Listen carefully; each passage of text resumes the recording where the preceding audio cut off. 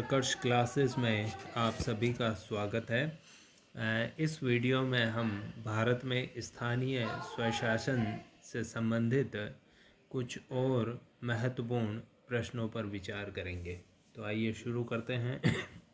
सबसे पहले देखते हैं नगरीय स्थानीय शासन किस विभाग द्वारा नियंत्रित होता है। तो नगरीय स्थानीय शासन के लिए राजस्थान सरकार में जो विभाग बना है नियंत्रण के लिए वो है राजस्थान स्वायत्त शासन विभाग। अगला प्रश्न है स्थानीय स्वशासन की कोई दो समस्याएं लिखिए। बहुत सी समस्याओं का सामना करना पड़ता है स्थानीय शासन को, उनमें से दो हैं। सबसे पहली और सबसे बड़ी जो समस्या है वो है इनके वित्तीय साधन अपर्याप्त है। इनके पास वित्त के जो स्रोत हैं वो काफ़ी कम है, इसलिए ये अपने काम ठीक से नहीं कर पाती है। दूसरा है इनमें दलगत राजनीति का हावी होना। दलगत राजनीति बहुत ज़्यादा इनमें हावी है और इसकी वजह से इन संस्थाओं में कई बार जो है बोर्ड बदल जाते हैं, दल बदल कर लेते हैं लोग। जो इनका प्रमुख होता है, चाहे वो सरपंच हो, चाहे प्रधान हो, चाहे प्रमुख हो, या उधर नगर पालिका में जो है अध्यक्ष हो, सभापति हो, ये महापौर हो, ये बदल जाते हैं क्योंकि राजनीति बहुत ही ज़्यादा दलगत होती है। अगला पॉइंट है नगर पालिका के आयुक्त की शक्तियाँ। नगर पालिका का जो आयुक्त होता है, कमिश्नर होता है, उसकी क्या क्या शक्तियाँ हैं। नगर पालिका का आयुक्त ठीक वैसे ही होता है, ये प्रशासनिक प्रमुख होता है। जैसे पंचायत समिति में बीडीओ होता है और जिला परिषद में सीईओ होता है, चीफ एग्जीक्यूटिव ऑफिसर होता है, उसी प्रकार नगर पालिका का जो प्रशासनिक प्रमुख होता है उसे नगर पालिका आयुक्त कहते हैं। तो इसकी शक्तियों की बात करें तो सबसे महत्वपूर्ण जो इसका काम है वो है कि नगर पालिका की जो बोर्ड है, परिषद है, वो जो नीतियां बनाती है उनको ये क्रियान्वित करता है। नगर पालिका के कर्मचारियों के ऊपर प्रशासनिक नियंत्रण रखता है और नगर पालिका का यह प्रशासनिक प्रमुख के रूप में कार्य करता है। अगला लेते हैं ग्राम सभा की गणपूर्ति। ग्राम सभा जो है एक पंचायत जो सर्किल होता है उसके जितने भी पंजीकृत मतदाता हैं उनकी एक सभा है। तो इसकी जो बैठक होती है उस बैठक में उन पंजीकृत मतदाताओं का 1/10 भाग यानी 10% जो है सदस्य विद्यमान होने चाहिए। इसमें भी यह नियम है कि SC ST और OBC और महिला जितने वो सदस्य हैं उनका भी उनकी जनसंख्या के अनुपात में उपस्थिति होनी ही चाहिए। लेकिन कई बार यदि ये पूरी 10% और ये जो शर्तें हैं उनकी जनसंख्या के अनुपात वाली ये पूरी नहीं हो पाती है तो फिर इस सभा को स्थगित कर दिया जाता है। लेकिन जब अगली बार ये सभा बुलाई जाती है ग्राम सभा की तो फिर उसमें फिर ये बहुमत की गणपूर्ति का यानी कोरम का उपस्थित होना आवश्यक नहीं है। उसमें चाहे 8% आए, 7% आए या 5% आए तो भी वो मीटिंग होती है। अगला प्रश्न है ग्राम सभा की बैठक। ग्राम सभा की बैठक साल में 2 बार होती है कम से कम, ये महत्वपूर्ण चीज़ है। पहली होती है वित्तीय वर्ष की प्रथम त्रैमासी में, यानी जो वित्तीय वर्ष चलता है हमारा 1 अप्रैल से, उसके जो पहले 3 महीने यानी अप्रैल, मई और जून, इनके अंदर अंदर इसकी होनी ही चाहिए एक बैठक। दूसरी जो बैठक है वो लास्ट जो तिमाही है यानी जनवरी, फरवरी और मार्च, इन 3 महीनों के अंदर होनी ही चाहिए। इसके अलावा भी हो सकती है बैठक, पर कम से कम ये 2 बैठक होना अति आवश्यक है। राज्य वित्त आयोग का संगठन। राज्य वित्त आयोग जो है राज्यपाल द्वारा नियुक्त किया जाता है, हर 5 साल में नियुक्त किया जाता है और वो पंचायतों और नगर पालिकाओं की वित्तीय स्थिति सुधारने के संदर्भ में सुझाव देता है। आगे हम देखेंगे राज्य वित्त आयोग के कार्य। और राज्य वित्त आयोग में एक अध्यक्ष होता है और 2 सदस्य होते हैं। इनकी नियुक्ति राज्यपाल करता है। अगला प्रश्न है स्थानीय निकायों पर प्रशासनिक नियंत्रण का आशय। स्थानीय जो निकाय हैं, चाहे वो पंचायतें हों या नगर पालिकाएँ, उन पर नियंत्रण रखा जाता है। नियंत्रण के विभिन्न प्रकार हैं, एक वैधानिक प्रकार है, एक जो है न्यायालय द्वारा नियंत्रण है, एक प्रशासनिक नियंत्रण भी उनमें से एक है। हम विभिन्न प्रकार के नियंत्रण का आगे अध्ययन करेंगे, लेकिन एक जो प्रकार है वो प्रशासनिक नियंत्रण। प्रशासनिक नियंत्रण यानी सरकार द्वारा नियंत्रण, कार्यपालिका द्वारा नियंत्रण। तो राज्य सरकार का जो स्वायत्त शासन विभाग है, ऊपर हम पढ़ चुके हैं, और इसके अधीन एक डायरेक्टरेट आता है, स्वायत्त शासन निदेशालय आता है। इसके फिर अधीन जिलाधीश होते हैं, विभिन्न जिलों के जिला कलेक्टर।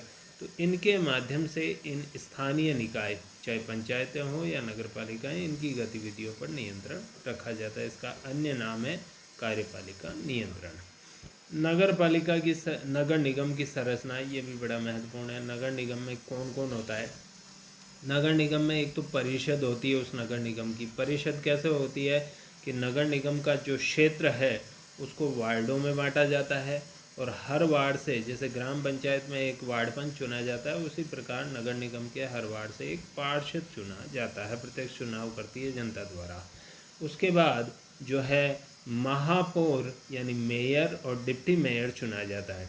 ये हो सकता है कि राजस्थान में परिवर्तित होता रहता है। कई बार तो जनता को अधिकार दे दिया जाता है कि आप चुन लीजिए, और कई बार ये होता है कि ये पार्षद जो है ये चुनते हैं इसको, अपने महापौर को।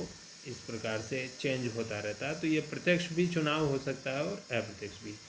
एक नगर आयुक्त होता है, कमिश्नर होता है, और राज्य सरकार द्वारा नियुक्त किया जाता है। प्राय IAS अधिकारी होता है वो। इसके बाद कुछ होता है, कुछ समितियां भी बनी होती है। सांविधिक यानी स्टेटरी कमेटीज होती है, या गैर सांविधिक यानी जिनका विधि में उल्लेख नहीं है, वो समितियां हो सकती है। तो इस प्रकार से 4 कंपोनेंट है, आप याद रखें: परिषद, महापौर, उपमहापौर, नगर आयुक्त और समितियां। आगे पूछा है किस समिति ने जनतांत्रिक विकेंद्रीकरण की सिफारिश की थी? तो बलवंत राय मेहता समिति, हमारा जो पंचायत राज से संबंधित 73वां संविधान संशोधन का एक वीडियो भी बना है, और मैंने PDF भी डाला है, तो आप उसको पढ़िएगा। उसमें ये बलवंत राय मेहता समिति और अशोक मेहता समिति, दो को आप जरूर पढ़ें, इन पर प्रश्न आते हैं। पंचायतों की संरचना से संबंधित संविधान का अनुच्छेद कौन सा है? संरचना से संबंधित यानी पंचायतों के जो स्तर हैं उनसे संबंधित है।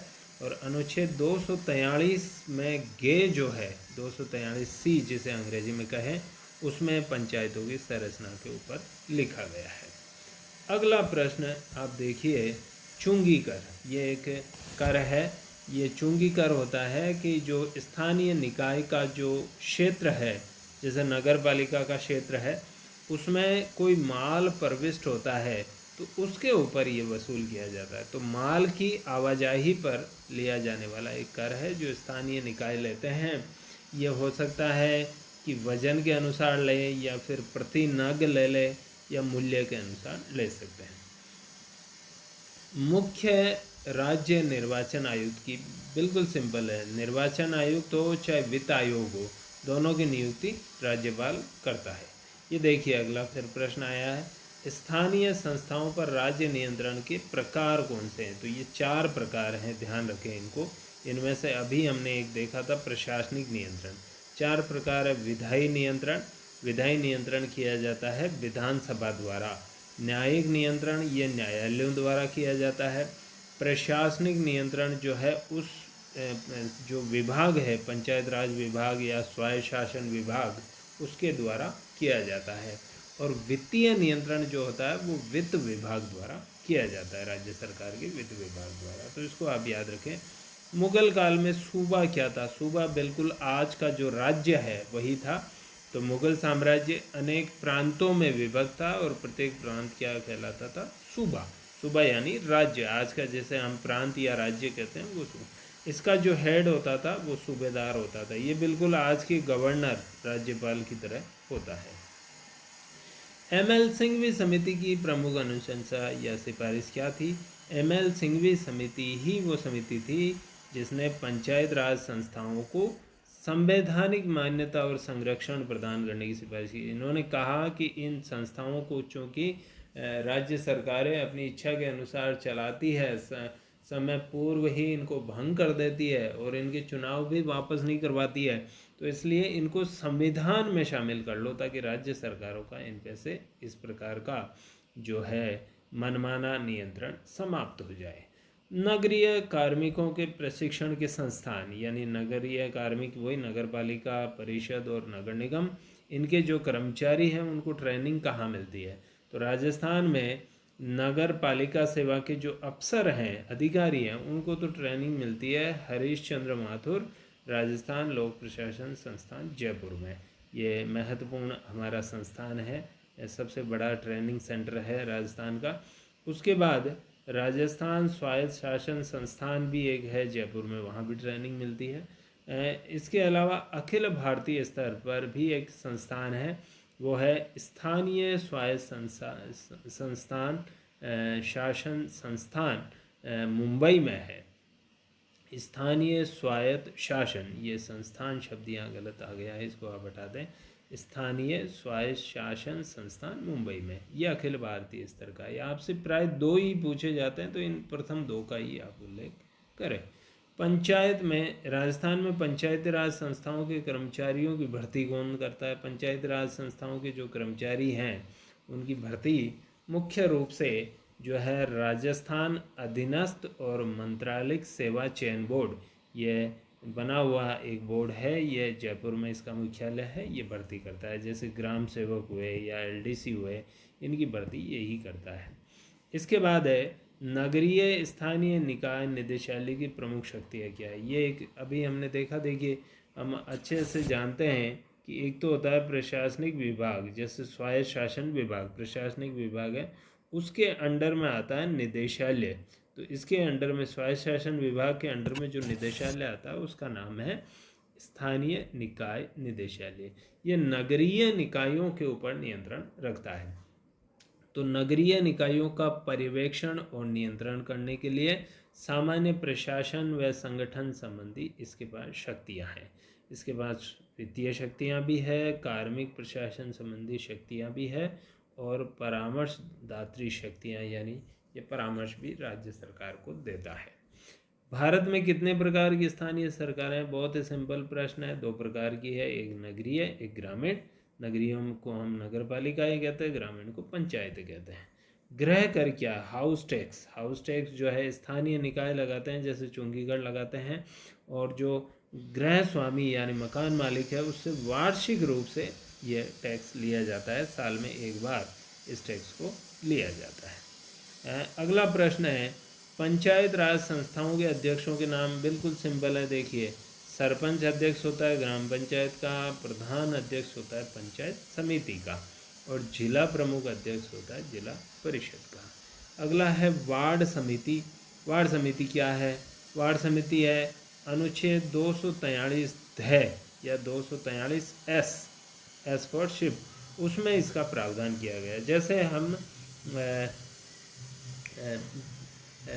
नगर 74वां जो संविधान संशोधन है हमारा नगर पालिकाओं से संबंधित, उसको हम पढ़ेंगे तो उसमें इसका उल्लेख आएगा। वार्ड समिति क्या है कि 3 लाख से ज़्यादा होनी चाहिए उस नगर की जनसंख्या। पहले चीज़ तो जिस नगरीय निकाय में 3 लाख से ज़्यादा जनसंख्या, वहाँ पर ही इसका गठन होगा।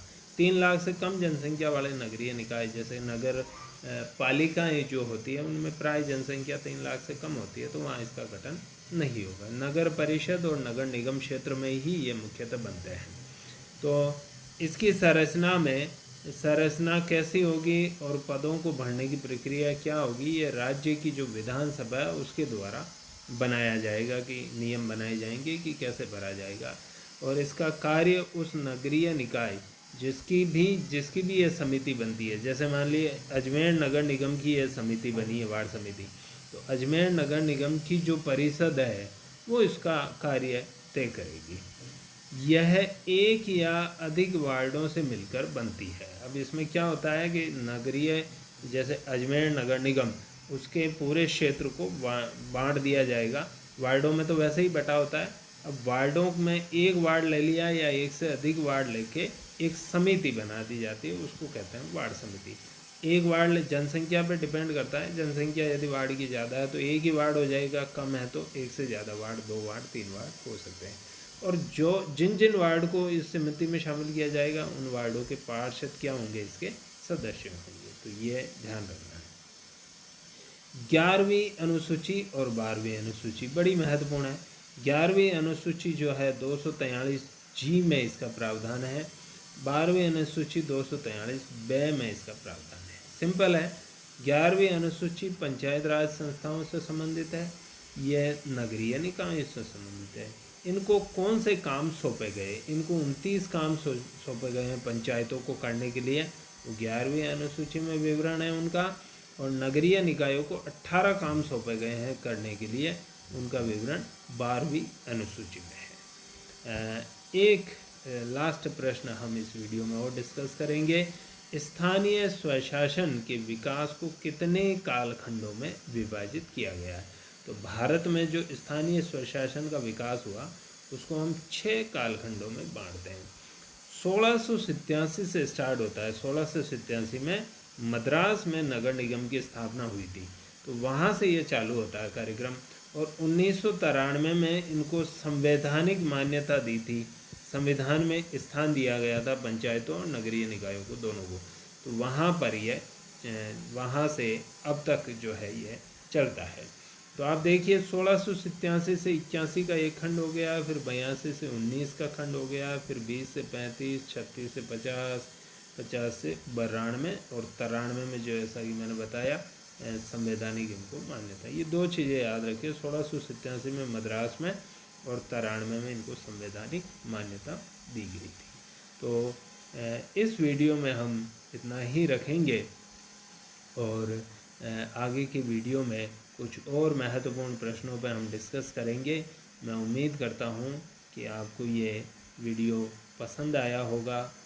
यदि आपको ये वीडियो अच्छा लगा है तो प्लीज़ इसे लाइक ज़रूर कीजिएगा। मेरे चैनल इस प्रकर्ष क्लासेस को सब्सक्राइब करना बिल्कुल ना भूलें और साथ ही साथ इस वीडियो को अपने मित्रों के साथ शेयर ज़रूर करें। तो लाइक, सब्सक्राइब, शेयर ज़रूर करें। बहुत बहुत धन्यवाद।